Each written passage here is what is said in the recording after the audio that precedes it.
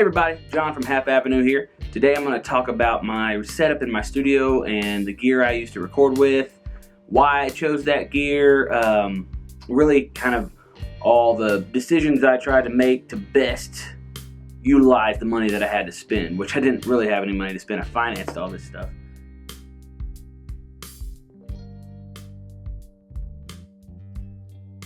I'm going to start at the DAW. I use Logic Pro 10 because I started recording, like I've mentioned before in other videos, when I was a teenager. And when I was a teenager, I started on tapes and such, and eventually graduated to GarageBand in 2006 when iLife came out. My older brother actually built me a Macintosh so that I could put iLife on it so that I could have GarageBand. And that was really my first experience with a computer-based DAW. I had worked in a studio before, and we used a Roland console that had computer monitors and mouses and everything. It was basically a computer in and of itself. But GarageBand was my first use of that. And so as I got older, I had been using GarageBand, and Logic just made sense because I could get around it quicker. I knew the hotkeys are similar, a lot of the routing things are similar, a lot of the patches, the instruments, the plugins are very similar to GarageBand. So also, if you're a beginner and you're wanting to get into this and you have a Mac with GarageBand on it, I highly recommend starting out with GarageBand because it's very, in my opinion, intuitive for a beginner. A teenage me could figure it out and figure out how to record. And then you can graduate to Logic Pro 10, or if you want to, Pro Tools. For me, I chose Logic Pro 10 because it was a one-time investment, and it was more affordable than Pro Tools because, again, I'm running this all on a shoestring budget, and I was familiar with it. So that's why I use Logic Pro 10. I'm running Logic Pro 10 on a Mac Mini. And now I know a lot of you might be shocked by that I'm using a Mac Mini because it seems maybe not very powerful. But mine that I have, it's a 2018 Mac Mini. It's got a quad-core processor, 8 gigs of RAM, and I have a separate terabyte solid-state hard drive that I store everything on. And the way I'm able to get away with that is because I use universal audio equipment. Now, for those of you who don't know, I have an Apollo Twin, and my Apollo Twin actually has RAM and a dual-core processor built into it, which allows me to use more plugins, and it offloads the DSP from my Mac Mini so that I'm able to run more. And then on top of that, I have a universal audio satellite, which is another quad-core processor, which also has RAM built into it. That allows me, when I'm mixing, to use multiple plugins from Universal Audio and not bog down my machine. Another way I get away with that is I utilize the Universal Audio console heavily in the tracking process. So I typically track and mix the stuff in my studio.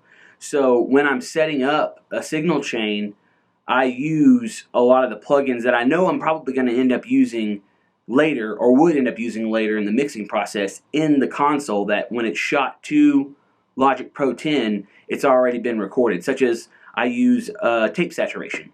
The Studer A800 plugin for Universal Audio, I use that all over the place, and I use it in my console so that later I can just take it off my console, and that's not loading down my DSP on my Universal Audio equipment anymore, and it's already tracked that way. So that's how I'm able to get away with using a Mac Mini. Now, don't get me wrong, I've run into some limitations with the Mac Mini. I've had to build like some little fan rigs to keep it cool. Eventually, I would like to upgrade to a more powerful computer, but this is the one I use right now, and I'm blessed to have it, and it does a good job for me. So the Apollo Twin is my interface. That's all I have. I don't have the Apollo 8 or 16. I've got the Twin, and what's cool about this is the Twin has two built-in unison preamps, which help to mimic the actual plugins that it's using. So it changes like impedance inside the actual analog preamp to help mimic a Universal Audio 610 and something like that. So I've got those two preamps on there, and then I ADAT out of my Twin, and I run a Universal Audio 4710D, which is 4 Twinfinities. Count them, 1, 2, 3, 4. 4 Twinfinities which is a tone blending amplifier between tube and transistor. And it's also got in built in a dumbed down 1176 compressor built in. And so I'm able to ADAT that into my Twin, and that gives me 4 more inputs. And then the 710D has 4 more passive inputs on the back. So that allows me 10 total simultaneous inputs for me to track, which I only ever use if I'm tracking drums. I haven't really hit a limit with that, but I don't track bands live really. And if I ever do get to that point, I'll probably get an Apollo 8 or Apollo 16 to use in conjunction with my Twin.